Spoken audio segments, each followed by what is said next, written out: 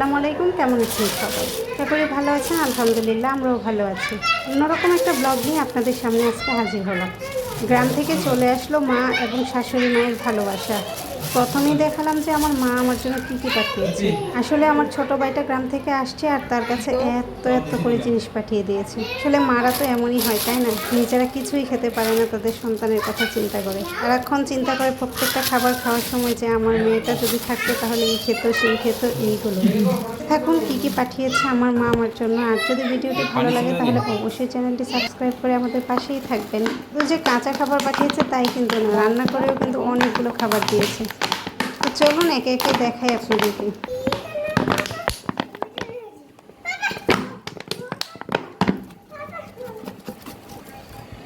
জি বাবা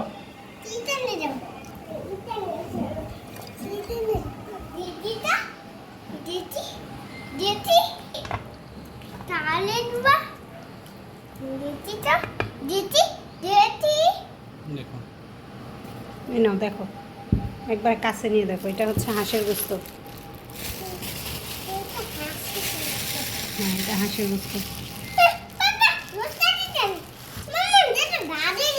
হ্যাঁ, এটা হচ্ছে চিকেন। এটা খবর আছে না? এটা রোস্ট, চিকেন রোস্ট।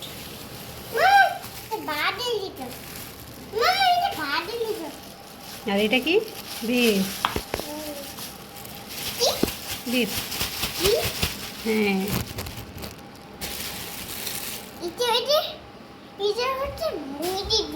হ্যাঁ, এটা হচ্ছে মুরগির গোস্ত। আমাদের জিনিসগুলো বের করছে আর আমিও এই দিক দিয়ে আমার বাসায় আজকে কী রান্না হয়েছে সেটাও আপনাদের সাথে একটু শেয়ার করলাম। মাছ রান্না হয়েছে আলু দিয়ে, ভেন্ডি ভাজি আর হচ্ছে মাছের ডিম।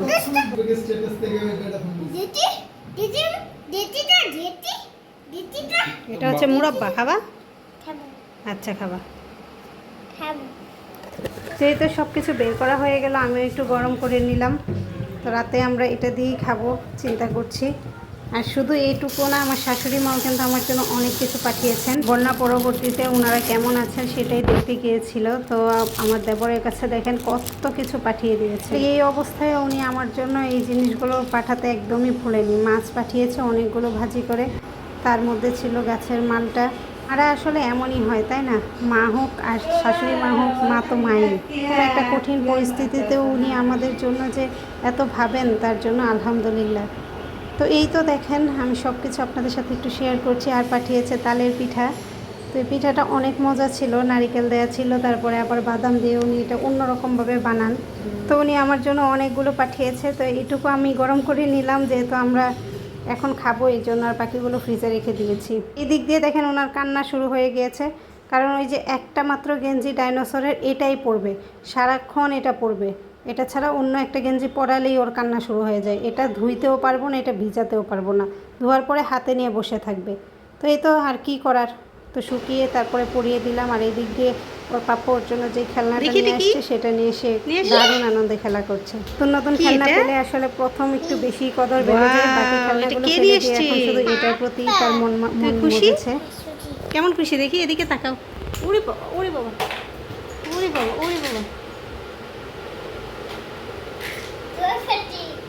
ধরে ফেলছো। সুন্দর তো। আমাকে দিবা? আমাকে দিবা? তাহলে দিয়ে দাও। আমি একবার নিয়ে যাই। আর তোমাকে দিব না। না দিব না, এটা আমি নিয়ে যাবো। না, আমি এটা নিয়ে যাবো আজকে। আজকে আমি এটা নিয়ে যাবো, এটা অনেক সুন্দর, এটা আমার পছন্দ, এটা আমি নিয়ে যাবো। নিয়ে যাবো।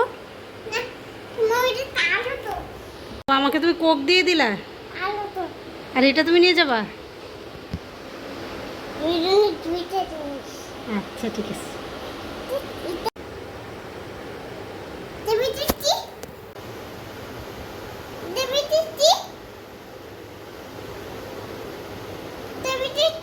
দেখো তো এটার ভিতরে কি।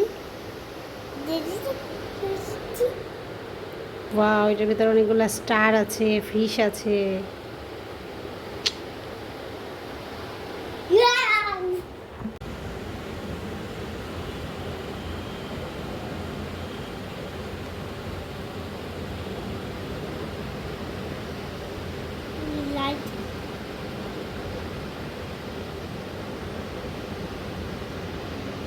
এই ছিল আজকের ব্লগে। যারা এতক্ষণ আমার ভিডিওটি দেখেছেন তাদেরকে অসংখ্য ধন্যবাদ। আল্লাহ হাফেজ।